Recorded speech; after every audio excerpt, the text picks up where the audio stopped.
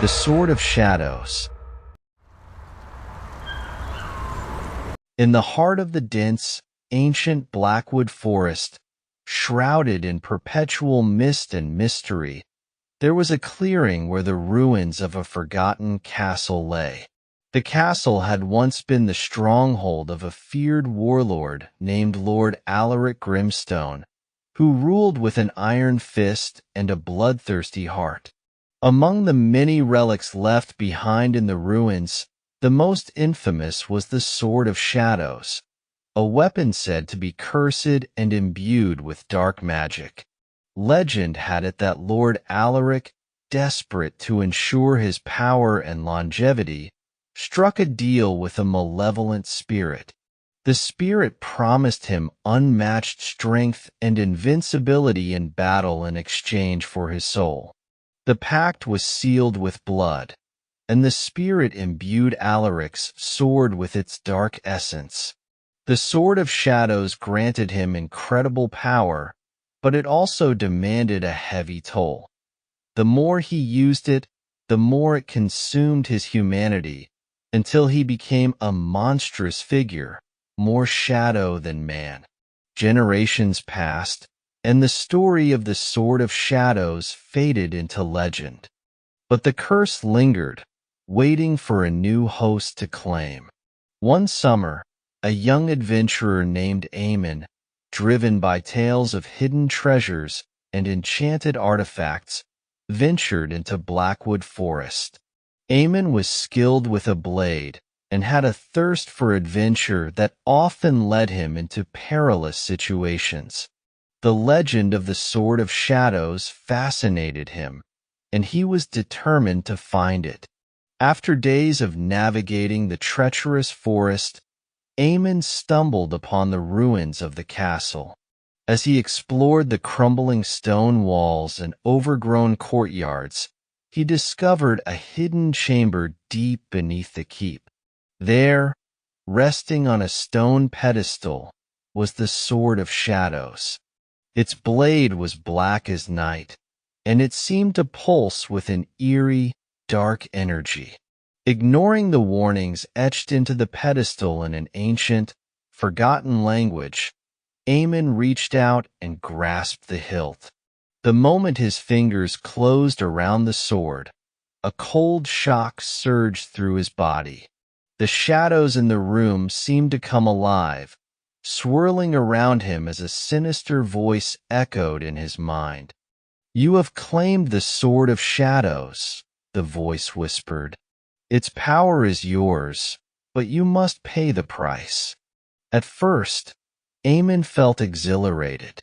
The sword felt like an extension of his own body, light and powerful. As he left the ruins, he was ambushed by a pack of wolves, their eyes glowing with hunger. With a single swing, the Sword of Shadows cut through them like a hot knife through butter. The power was intoxicating, and Eamon felt invincible. But as the days turned into weeks, Eamon began to notice changes. His reflection in the water grew darker, his eyes losing their warmth and becoming cold and hollow.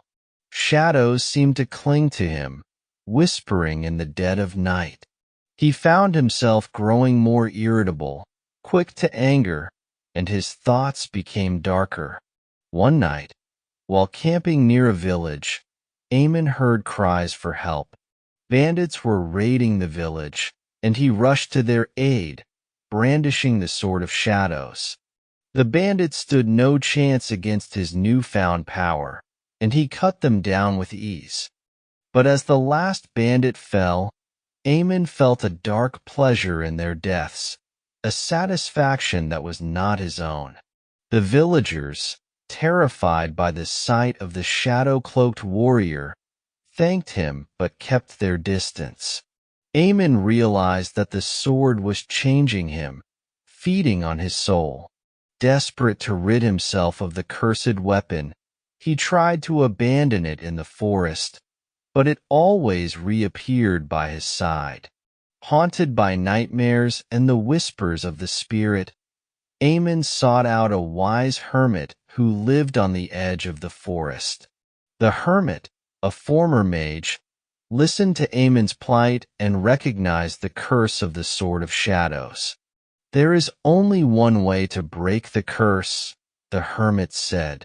"You must return the sword to the spirit that created it and beg for forgiveness. But be warned, the spirit will demand a final price."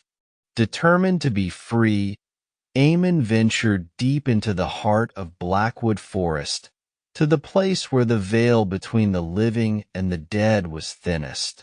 There, in a clearing bathed in an unnatural darkness, he called out to the spirit. The shadows coalesced into a towering figure, its eyes burning with a malevolent light. "You wish to be free of the sword?" the spirit hissed. "Then you must surrender your soul willingly." Aemon, realizing the gravity of his situation, knew there was no other choice. He dropped to his knees and offered his soul to the spirit. The moment he did, the sword vanished and the shadows engulfed him. Aemon's body was found the next day by a group of travelers, lifeless and cold, his face twisted in terror. The legend of the Sword of Shadows grew, and the story of the brave adventurer who sought its power became a cautionary tale. The sword, now free of its latest victim, returned to the ruins, waiting for the next soul foolish enough to claim it. And so, the cycle continued, the Sword of Shadows forever cursed, forever hungry for the souls of those who dared to wield it.